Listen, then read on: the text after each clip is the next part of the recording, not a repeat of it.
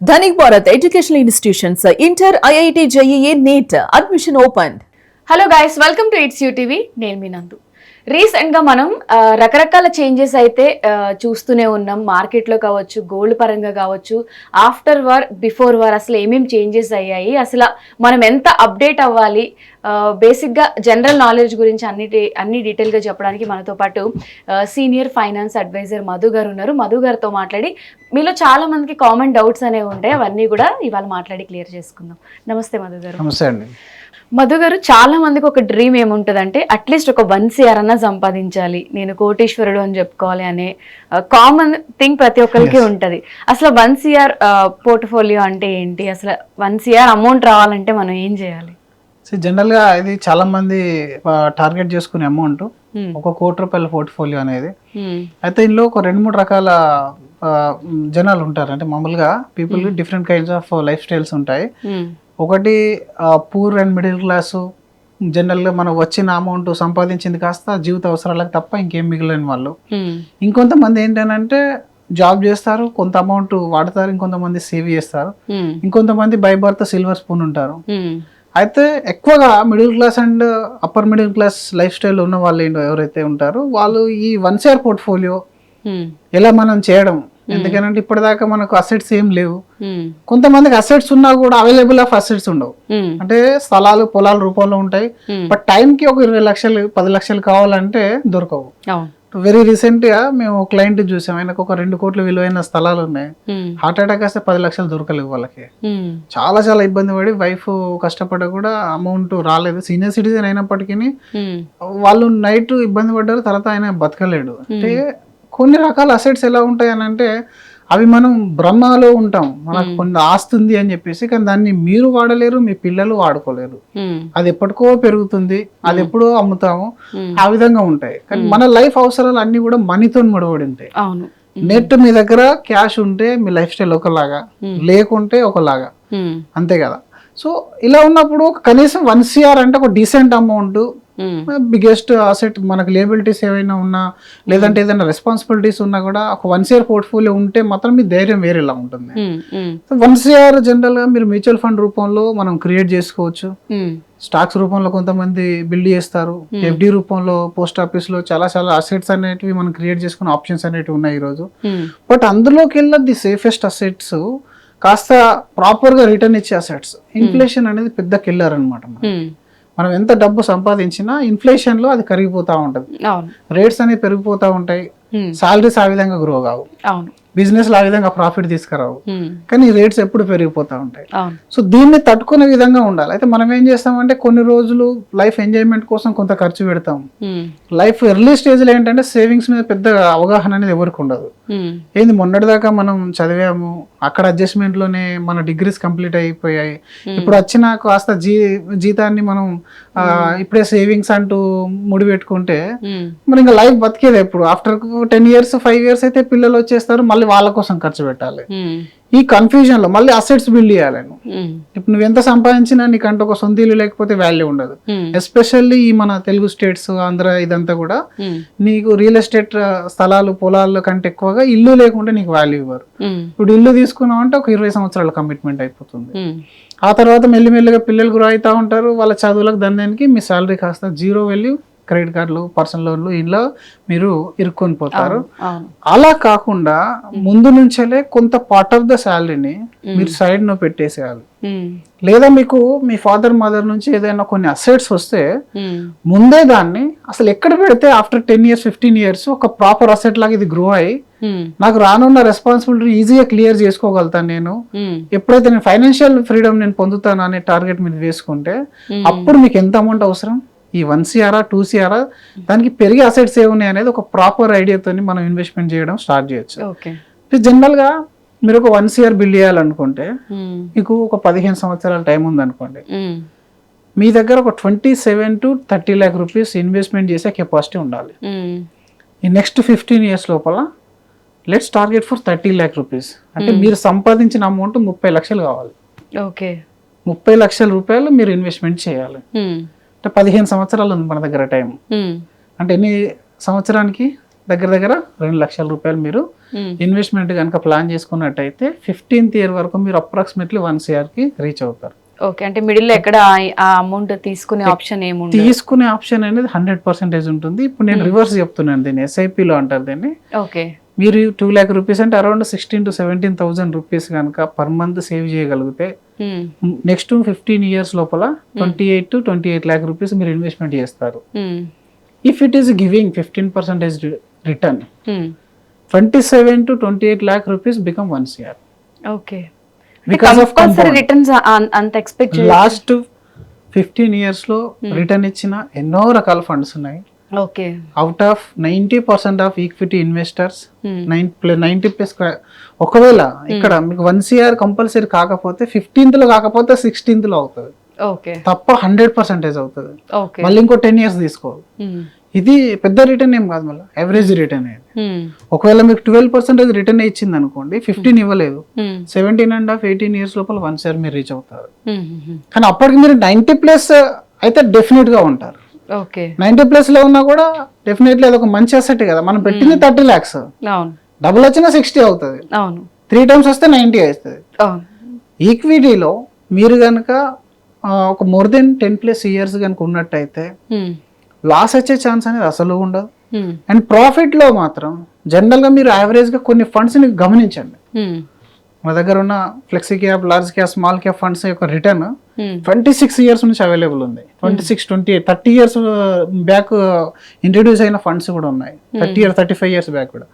ఆ ఫండ్స్ యొక్క హిస్టరీ మీరు తీసి చూస్తే ఎనీ ఫండ్ ర్యాండమ్ గా మీరు ఎనీ ఫండ్ లో పెట్టేసినా కూడా 15 to 20 years లోపల 1 CR బిల్డ్ చేశాయి అన్ని కూడా 100% ఆఫ్ ఫండ్స్. ఓకే, మీరు మధ్యలో ఎలాంటి యాక్షన్ తీసుకోకుండా విత్డ్రావల్స్ తీసుకోవడం చేయడం, దాన్ని డిస్టర్బ్ చేయకుండా ఉండగలిగితే 1 CR పోర్ట్ఫోలియో బిల్డ్ అవుతాయి. ఇది శాలరీ వాళ్ళకి. ఇంకా కొంతమంది మరి స్థలాలు పొలాలు కూడా ఉంటారు కదా, మరి వాళ్ళ సంగతి ఏంటి? SIP అంటే అందరితో నవ్వదు.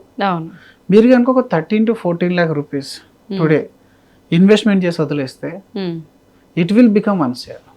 Okay, even that is also 14 to 15% return మీరు ఎక్స్పెక్ట్ చేస్తే. యాజ్ ఫర్ సెబీ 12.6% అనేది రిటర్న్ ఎక్స్పెక్టేషన్ పెట్టుకోమని చెప్తుంది. ఈవెన్ ఆ రూట్ ప్రకారం మీరు వెళ్ళినా కూడా 17 to 18 years లోపల 1 CR బిల్డ్ అయిపోతుంది. సో అంటే మీరు పాప గాని బాబు గాని ఉన్నప్పుడు మనం వాళ్ళ పేరు మీద డిఫరెంట్ పాలసీలు కట్టి, ఆ తర్వాత ఈ సుకన్య సమృద్ధి అని, NPSలు అని, ల్యాండ్స్ అని, గోల్డ్ అని ఇట్లా ఎక్కడ పడితే అక్కడ పెట్టే కంటే ఒక ప్రాపర్ అసెట్ టార్గెట్ తీసుకొని వాళ్ళ పేరు మీద డిపాజిట్ చేసినా, మనం పోర్ట్ఫోలియోకి బిల్డ్ చేసుకున్నా కూడా అది అలాంటి అసెట్ అనేది క్రియేట్ అయిపోతుంది. సో ఇక్కడ SIP రూపంలో మీరు వెళ్తారా, లంసమ్ రూపంలో వెళ్ళినా ఎనీ టైం లిక్విడిటీ మీ దగ్గర ఉంటుంది. అంటే మనం ఒక 10 years కంప్లీట్ చేసాము, ఆ 10 years లోపల మన దగ్గర 40 lakh 50 lakh rupees corpus create అయింది. ఆల్ ఆఫ్ సడన్ ఇప్పుడు మన పిల్లలకి ఏదైనా హైయర్ ఎడ్యుకేషన్ సపోర్ట్ చేయాల్సిన అవసరం వచ్చింది, లేదా మనకి ఏదైనా హెల్త్ ప్రాబ్లం వచ్చింది, అది హెల్త్ ఇన్సూరెన్స్ లో కవర్ గాని ప్రాబ్లం వచ్చింది, ఇన్స్టాంట్ గా మీరు దాని నుంచి లోన్ తీసుకోవచ్చు. మీకు 1 hour 2 hour లోపల మీ అకౌంట్ లో 50% ఆఫ్ ద అమౌంట్ క్రెడిట్ చేస్తారు. అండ్ మీకు ఎంత కావాలంటే అంత పెంచుకోవచ్చు దీన్ని. ఆఫ్టర్ 5 years మీ లైఫ్ స్టైల్ ఇంక్రీజ్ అయింది, you feel that 1 CR is not enough, amount you can increase that amount. Okay, now you have 1 lakh rupees bonus, you can deposit that 1 lakh rupees. You need your scooty to buy, you can withdraw that 1 lakh rupees. Okay, and any point of time మీరు ఎలాంటి worst fund లో పెట్టినా inflation wait చేసే return ఇస్తుంది. Inflation 6 to 7% ఉంటుంది, more than 10% అనేది equity definite return అనేది generate చేస్తుంది. ఇంకా దీన్ని మీరు ప్రాపర్ వేలో ఏదో కొంచెం మీ దగ్గర ఉన్న ఫైనాన్షియల్ అడ్వైజర్ కానీ ఇలాంటి వాళ్ళతో కానీ ప్లాన్ చేస్తే వాళ్ళు కాస్త మంచి ఫండ్స్ సెలెక్షన్ చేసుకోగలిగితే ఇంకా దానికంటే ముందుగానే చేయగలుగుతారు మీరు. అండ్ మార్కెట్ అనుగుణంగా మార్కెట్ నాలెడ్జ్ తో పాటు అయితే ప్రాపర్ పోర్ట్ఫోలియో బిల్డ్ అవుతుంది. ఎవరికైనా సరే సీరియస్ ఇన్వెస్టర్స్ కి కానీ ఒక టీచర్ చెప్పాలంటే సీరియస్ స్టూడెంట్ కి చెప్పగలుగుతాడు. టైం పాస్ చేసేవాడికి ఎంత మంచి స్కిల్ ఉన్న టీచర్ ఉన్నా కూడా యూజ్లెస్ అయిపోతుంది. అసలు అవతల వాడు బాగాలేకపోతే ఇక్కడ వాడి ఎక్స్పెక్టేషన్ అంటే ఏం పని చేయదు కదా. మనం ఎంత బాగున్నా అవతల వాళ్ళు బాగుండాలి, మనం బాగుండాలి అంటే ఫస్ట్ ఆఫ్ ఆల్ వాళ్ళకి వినే కెపాసిటీ ఉండాలి, దాన్ని ఫాలో అయ్యే కెపాసిటీ అనేది ఉండాలి. అండ్ ఈ లాంగ్ టర్మ్ లో 10 years 12 years మనం ఏదైతే మాట్లాడుకోవాలి, దిస్ ఇస్ నాట్ సింపుల్. మీరు లాస్ట్ 15 years బ్యాక్ లోకి వెళ్ళి చూడండి, వి ఎక్స్పీరియన్స్డ్ కోవిడ్ లో ఆల్మోస్ట్ ఇంకా ఫినిష్ అని అనుకున్నాం అందరం. అంత ఫినిష్ అయిపోయింది, ఇంకా సేవింగ్స్ ఏముంది. Out of 30-35% of the people 100లో విత్డ్రా చేసేసారు వాళ్ళ అమౌంట్. ఎవరైతే విత్డ్రా చేశారో వాళ్ళంతా లాస్ అయ్యారు, ఎవరైతే దాన్ని అలాగే వదిలేశారో వాళ్ళంతా బెనిఫిట్ అయ్యారు. 2008లో కూడా మనకి ఇలాంటి ప్రాబ్లం వచ్చింది, .com బబుల్ వచ్చింది. సో ఇలాంటి ఇష్యూస్ ఎప్పుడు వస్తూనే ఉంటాయి. ఇప్పుడు చూస్తే మనకు 2 years నుంచి రిటర్న్ లేదు. మరి ఇప్పుడు 12 lakhs నేను ఇన్వెస్ట్మెంట్ చేయమన్నాను, సేమ్ ఇదే కాన్సెప్ట్ 2 years బ్యాక్ కూడా చెప్పాను. Now today they are at only 1-2 lakh profit. వాళ్ళు ఏమనిపిస్తుంది, 2 years లో 2 lakh ప్రాఫిట్ రాంది, నెక్స్ట్ 10 years లో 90 lakhs ఎలా వస్తుంది. బట్ స్టాక్ మార్కెట్ అనేది లిక్విడిటీ మార్కెట్. మీరు మ్యూచువల్ ఫండ్ ద్వారా తీసుకున్న, ట్రేడింగ్ డైరెక్ట్ ఆ స్టాక్స్ తీసుకున్నా దానికి 5 years down the line 5 to 6 years లోపల డబుల్ అవుతుంది మీ అమౌంట్. కాకపోతే ఆ 6 years అనేది 6 years లీనియర్ గా గ్రోత్ ఇవ్వదు. ఈ సంవత్సరం 15% CAGR ఆఫ్ లాస్ట్ 10 years అని అంటే ఎవ్రీ ఇయర్ 15% గ్రోత్ ఇవ్వదు ఇది. ఒక్కొక్కసారి ఇది 20, 25, 30 ఇస్తుంది, ఒక్కొక్కసారి -5, -10 కూడా ఇస్తుంది. ఎస్, పైకి కిందకి వెళ్తూనే గ్రో అవుతా ఉంటుంది. ఇది లాస్ట్ 45 years సెన్సెక్స్ హిస్టరీ చూసుకున్నా కూడా అలాగే గ్రో అయింది.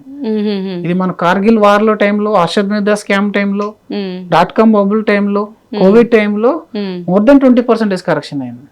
మోర్ దెన్ 20% కరెక్షన్ అయినా still the Sensex delivered 15.56% return. మనం అనుకున్నట్టు 15% రిటర్న్ లాస్ట్ 45 years యావరేజ్ వచ్చింది. 45 years యావరేజ్ లో మనం 15 years లోనే 1 year అనుకుంటున్నాము, 30 lakhs బికమ్ 1 year అవుతుందండి.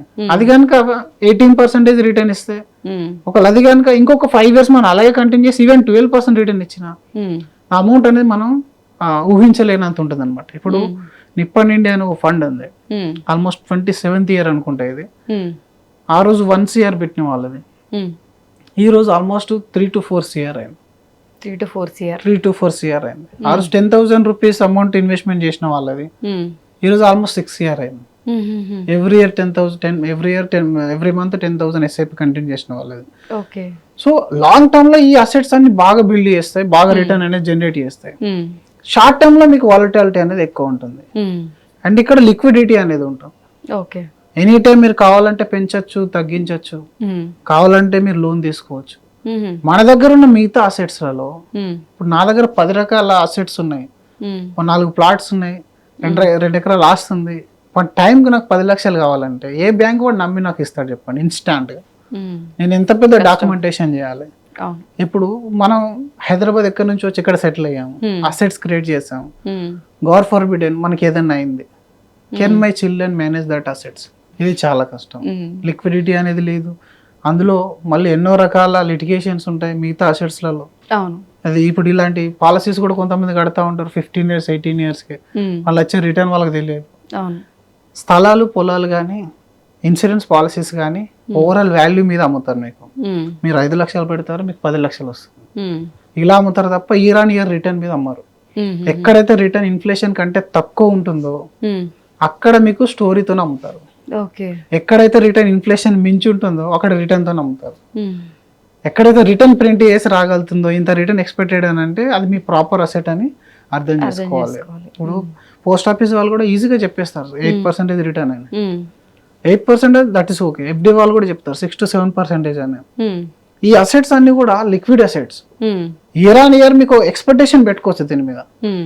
ఇంకా కొన్ని డేంజర్ అసెట్స్ ఉంటాయి, డెడ్ ఇన్వెస్ట్మెంట్స్ ఉంటాయి, లిక్విడిటీ 0 ఉంటుంది. ఇంకా హై లెవెల్ F&Os చేస్తారు కొంతమంది, బిట్ కాయిన్ చేస్తారు. ఎక్స్పర్టైజ్ ఉన్న వాళ్ళు చేస్తారు, మేబీ అది లక్ లో వస్తే వస్తుంది. కామన్ మ్యాన్ వాటిలోకి వెళ్ళకూడదు. కామన్ మ్యాన్ అందులోకి వెళ్ళి ఈ ₹1,00,00,000 నేను 15 years లో కాదు 5 years లో టార్గెట్ పెట్టుకుంటాను అనుకుంటాను, అది అవ్వదు. ఎప్పుడైనా సరే లాంగ్ టర్మ్ లో నిలిచిపోయే అసెట్ స్లోగా గ్రో అవుతుంది. అది కెరీర్ అయినా ఈక్విటీ అయినా మన లాంగ్ టర్మ్ లో గ్రో అయ్యేది చాలా స్లోగా మన దగ్గరకు వస్తుంది. ఇమీడియట్ గా వచ్చేది ఇమీడియట్ గా వెళ్ళిపోతుంది.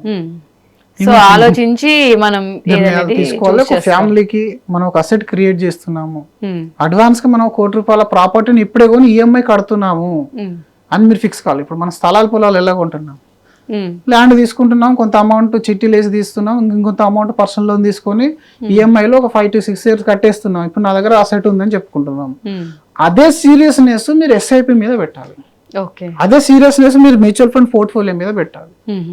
ఇక్కడ మీకు 2000 SIP 3000 SIP ఇక్కడ టైం పాస్ చేస్తూ అక్కడ మాత్రం 8% 7% కూడా గ్యారంటీ లేని అసెట్స్లలో మీరు 50 లక్షలు ₹1 కోటి ఇన్వెస్ట్మెంట్ చేస్తూ లైఫ్ లో ఫ్రీడమ్ లేదు, బ్యాంకులో డబ్బు లేదు అని చెప్పి డైలాగులు అంటే మాత్రం దానికి ఎవరు ఏం చేయలేరు. అంటే మనం యాజ్ ఏ స్టడీడ్ పర్సన్, ఒక పర్సన్ కి తనకున్న ఇండస్ట్రీ మీద నాలెడ్జ్ తో పాటుగా ఫైనాన్స్ మీద నాలెడ్జ్ అనేది ఉండాలి.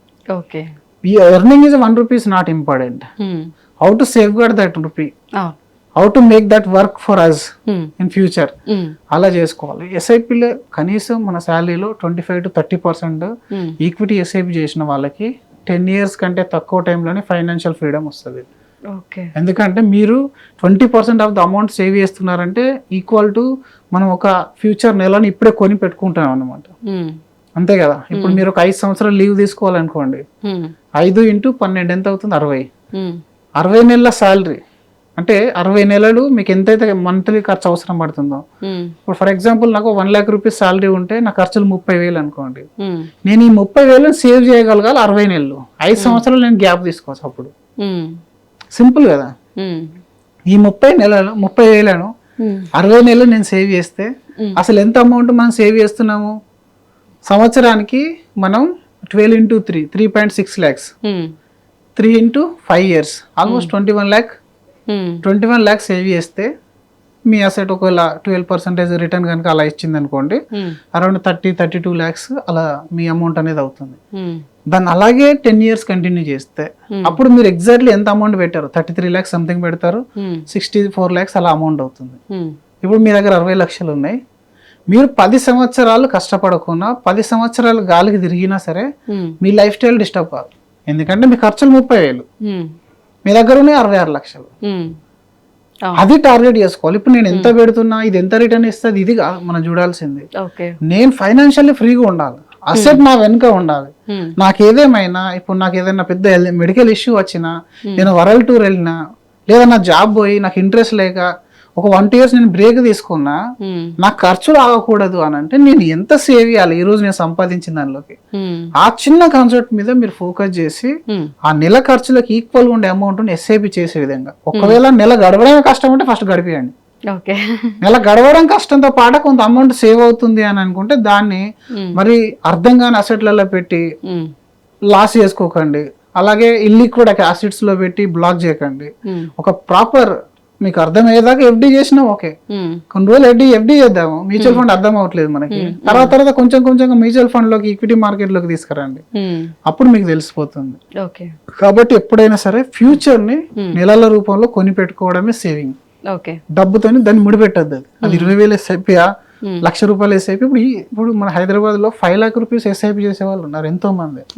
నెలకు ₹5,00,000 ఎస్ఐపి చేసే వాళ్ళు కొన్ని 100 మంది ఉన్నారు ఇక్కడ. మనం 5 లక్షల ప్యాకేజ్ అంటే సంవత్సరానికి ఎక్కువ అనుకుంటాం కొత్త ఫ్రెషర్స్. అంటే అలాంటి వెల్త్ అనేది ఈచ్ పర్సన్ కి డిఫరెంట్ ఉంటుంది. కానీ డబ్బు సంపాదించిన వాళ్ళందరూ ధనవంతులు అవ్వట్లేదు, డబ్బు లేని వాళ్ళందరూ పూర్ లాగా ఏమి ఉండిపోవట్లేదు. It's about mind set, how you plan, how gently your plan, which kind of experts you meet in your life. అంటే మనం పరిచయం చేసుకునే ప్రతి పర్సన్ బట్టి మన ఫైనాన్షియల్ కండిషన్ చేంజ్ అవుతూ ఉంటుంది. చాలా లెస్ పీపుల్ ని మీరు అలౌ చేయాలి అండ్ ప్రాపర్ గా టైం ఇచ్చుకోవాలి మీకు మీరు, అప్పుడు ప్రాపర్ గా ఉంటుంది. ఈ 1 year అనేది ఈ రోజు మీకు పెద్ద amount, but in my opinion ఎవరికైతే మోర్ దెన్ ₹1,00,000 సాలరీ ఉంటుందో they should aim for minimum 5 years for financial freedom. ఇంకా అప్పుడు దేని మీద మీరు ఆధారపడకుండా అవసరం అనేది ఉండదు. సో ఏది ఏమైనా కూడా ఇప్పుడున్న సిచ్యువేషన్స్ లో ఈ ఫైనాన్షియల్ ప్లానింగ్ చాలా ఇంపార్టెంట్. కాబట్టి ఇవన్నీ చేసుకోవాలంటే మనకి ప్రాపర్ గైడ్ అయితే కంపల్సరీ కావాలి. ఒక అడ్వైజర్ ఉంటే అసలు మనం దేంట్లో ఇన్వెస్ట్ చేయొచ్చు ఏంటి అనేది ఒక క్లారిటీ అయితే ఉంటుంది. మీలో ఎవరైనా కూడా మధు గారితో మాట్లాడాలి, కాంటాక్ట్ అవ్వాలి అనుకుంటే స్క్రీన్ పైన ఆయన నంబర్ స్క్రోల్ అవుతూ ఉంటుంది. ఆయనతో మాట్లాడి మీకున్న డౌట్స్ అన్ని కూడా క్లియర్ చేసుకోవచ్చు. Thank you so much. Thank you అండి.